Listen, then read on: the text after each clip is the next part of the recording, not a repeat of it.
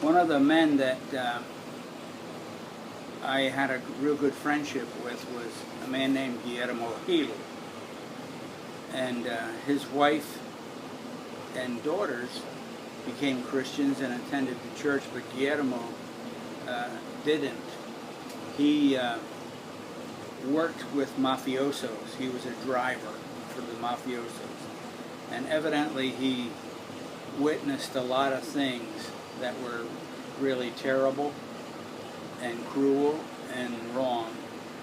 And when I would witness to him and ask him to accept the Lord, and did he understand the gospel, and he understood it. He was happy that his wife and daughters were in the church and everything, but he said that he couldn't be forgiven by the Lord, that it was impossible for God to forgive him. And so I told him that that was not biblical, that Jesus died for all sin. But no, he said that God cannot forgive me. So evidently he had done some really vile things and terrible things. And but our friendship continued, and he would come occasionally to the church, and we always seemed to be bumping into each other. And in 2000, what year did we leave the field? 2002. We left Colombia, and I became associate director for the field. And so that meant I visited all these other countries. And one of the places that I really enjoyed was a rehabilitation center in Pucallpa, Peru. And the guys that were there had been alcoholics and drug addicts and even guerrillas, bad guys, really bad guys. And it was just really precious to hear them singing hymns and praising the Lord and giving their testimonies and everything. And I enjoyed visiting with those guys. On one trip, I was down there and in Pucallpa, and I was staying at one of the missionaries' houses.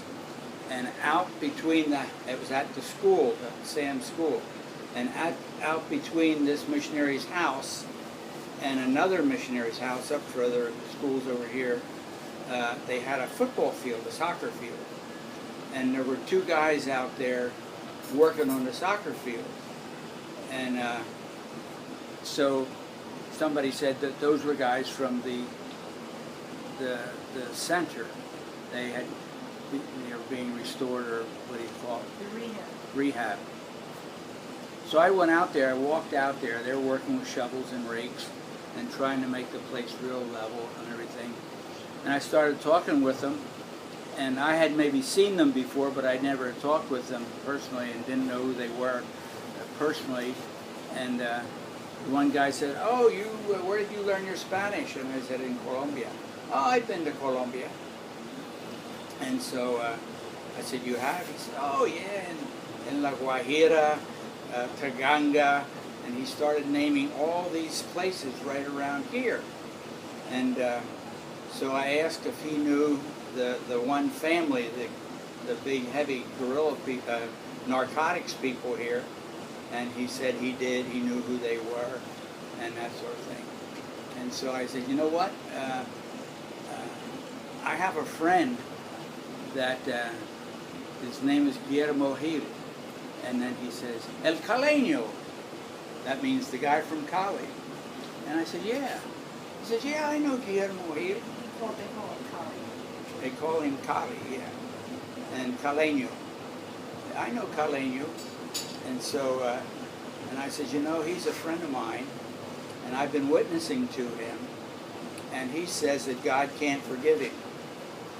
And he says, "Yeah, he was into some pretty heavy stuff and everything, but so was I. And God has forgiven me, and I have a brand new life. And Jesus says, God has forgiven me, and Jesus is my Lord," and this sort of thing. And we talked about it for a while, and he's telling me his testimony. And I says, You know what? Guillermo says that God can't forgive him. Would you be willing to write him a letter? And I would personally give it to Guillermo, to the Caleño, and he did. He wrote a letter, not that day when he was out at the center. He wrote a letter and gave it to me, and I brought it here to Santa Marta, and I gave it to Guillermo. And what a shock! There's a guy way down there in Peru, and born again, loves the Lord, and being restored. His life is being rebuilt, and he knew Guillermo and had been up here and everything.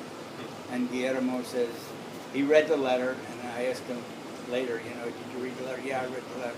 What do you think? He says, well, good for him, but God can't forgive me.